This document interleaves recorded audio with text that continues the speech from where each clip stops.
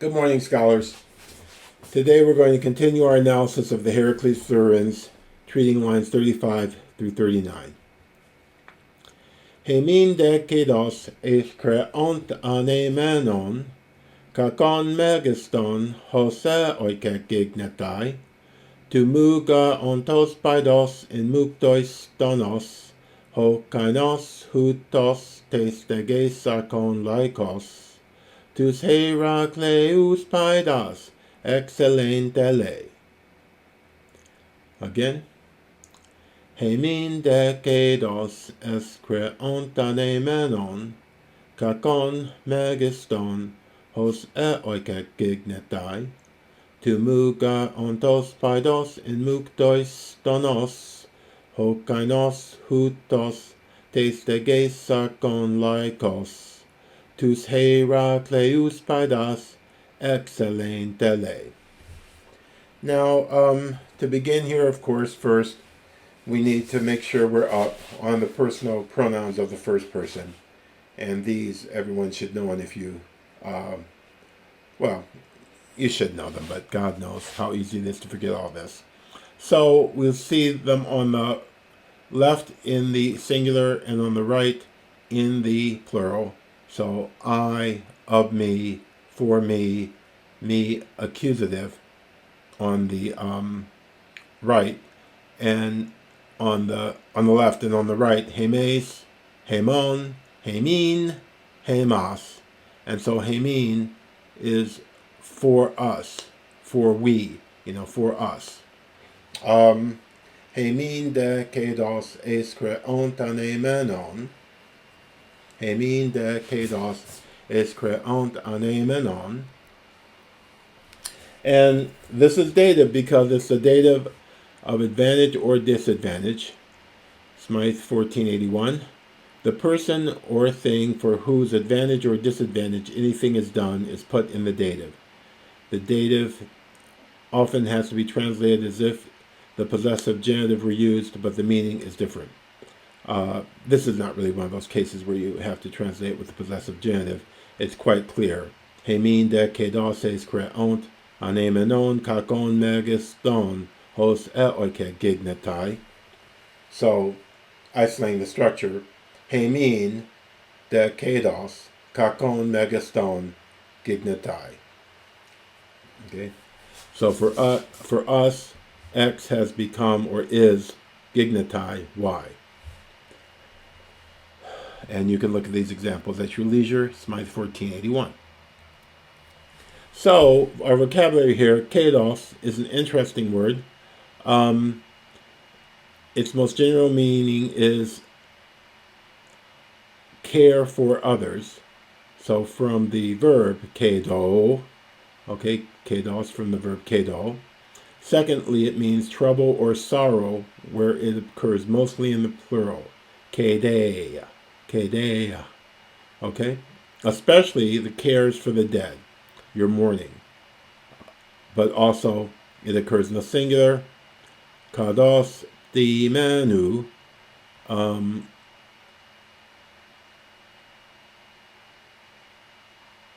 your care wasting away. Hama keide, when there is a death in the family. And Herodotus, esto kīdos ianai, to attend a funeral. So it has special relevance to funerary duties. But likewise, or further, in Aeschylus, it can be an object of care, a care itself. So kīdos, something is a care for me. Not only the subjective feeling of trouble or care, but actually the object of care as well. But here you have the second meaning, where it just means connection by marriage.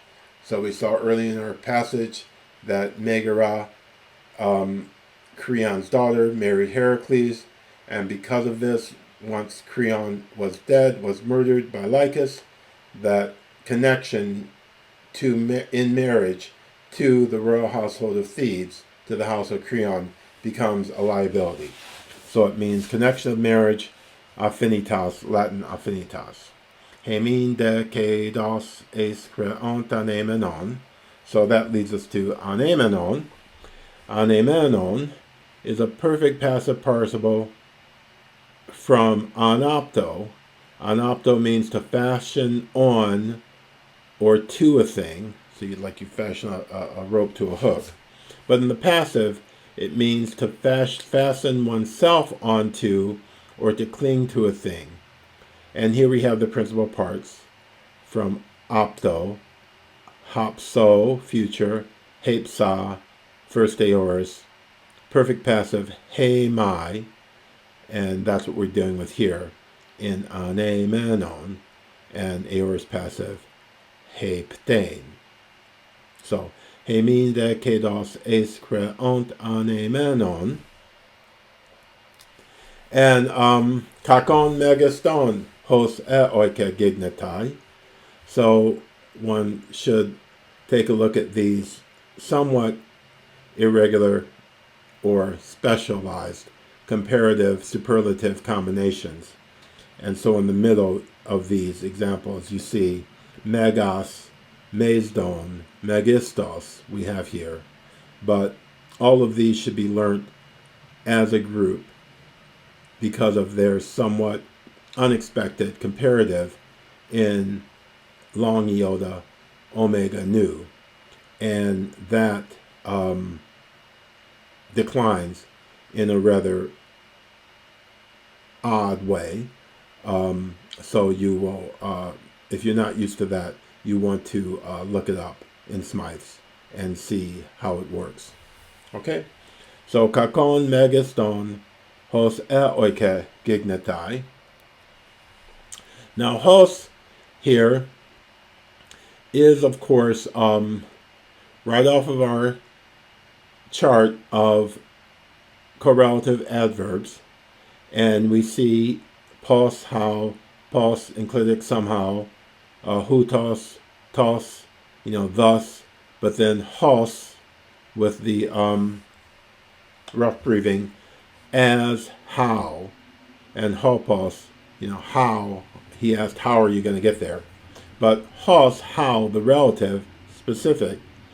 And I tell you, hos is one of those nightmare words when you first start reading Greek, and that's why I've designated this rather large swath of Smythe, 2990 to 2999, where he talks about the relative hos being used as an adverb. He says at 2992, in adverbial clauses, hos is often used parenthetically, as in hosamoidoke, as it seems to me, instead of hos doke, hos ἐίκω. The personal construction is often preferred. But here we have hos ἐίκω, as it seems. So, kakon megaston hos ἐίκω gignetai. And again, hos is a very complex word. It's used in a lot of ways, and if you look at these pages of Smythe, you'll be kind of amazed and need to refer to them again and again as you get used to the flexibility of this word, though ultimately it boils down to pretty much the way we use as in English. We just never think of the complexity of the use of it because it's so unconscious. Okay. So now, getting at ἐίκω, we have to look at the principal parts of eîkω, and you see the stems ἐκ, oik, ik, for wake, woik, wick. You have the digamma, which has disappeared, and so ἐξο as a future is rare, but the second perfect ἐίκω is very common, especially in this impersonal sense, ἐίκω, it seems, which is what we have here. In fact, this is how you most often see the word. Okay, kakon megaston hos ἐίκω gignetai. Finally here, I think, well, not finally, but here I like this quite a bit. In the previous presentation, we've seen the attributive participle and the circumstantial use of the participle, Here is that specialized circumstantial participle called the genitive absolute. To mu gar ontos paidos. Okay? The genitive absolute, a circumstantial participle agreeing with a genitive noun or pronoun. So we have it agreeing here with paidos. We have ontos agreeing with paidos. A circumstantial participle agreeing with a genitive noun or pronoun, which is not in the main construction of the sentence, stands in the genitive absolute.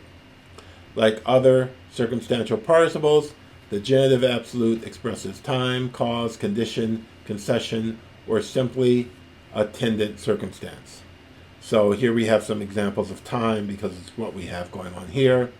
Taut e prakte kononos strateguntos. These things were effected while konon was in command. Kononos strateguntos is our genitive absolute. While he was general, blah blah blah. Okay? Tuton lektenton anestesan. These things said, these things being said, they rose. These things said, having been said, they rose. He iona medon ekonton poliorkia elon. They blockaded and captured a eon which was held by the Medes. So medon ekonton, while the Medes were holding a eona, while the Medes were holding a eona, they took it, elon, they took it by siege, okay, or by blockade. So to mu gar ontos paidos is a genitive absolute here.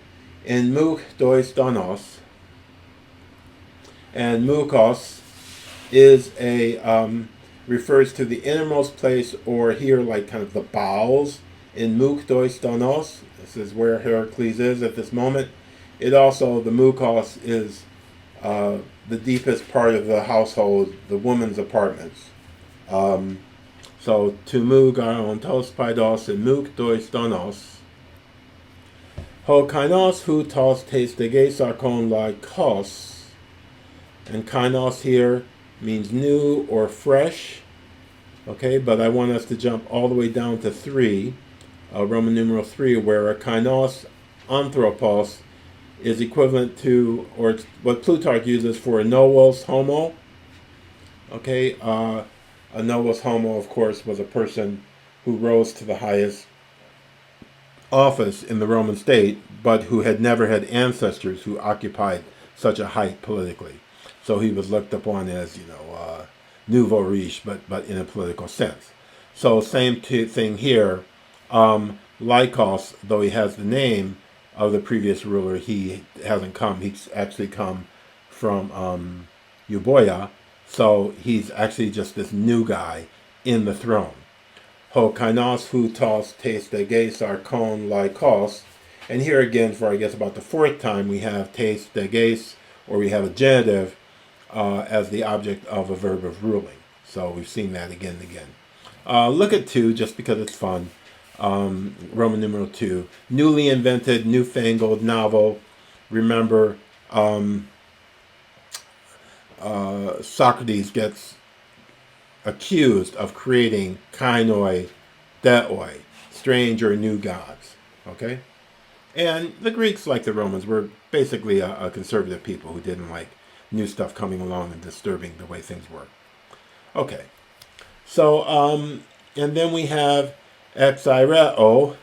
Ἐξ-αιρέω is the second aorist infinitive of ἐξ-αιρέω. I think I have the principal parts of hiereo on the next slide, but it means to take out, or to kill, like we say, take someone's out. Although strangely, I couldn't find this meaning in the middle little, the intermediate Liddell and Scott, and I meant to look at the big one but didn't. But it has to have that meaning here. Someone can tell me in the notes if it means something different. Tus Heracles paidas ἐξ-αιρέω tele. And here we go. Oh no, I guess I didn't do hiereo. We have ἐθέλω, which is a shortened form of ἐθέλω. We've had it earlier in these lines. and it just means just jumping down to past the principal parts. It means to will or to wish, and it takes the infinitive. So, tous Heracles Paidas excellent dele. He wishes to X the wise. So, tous Heracles Paidas excellent dele. Okay.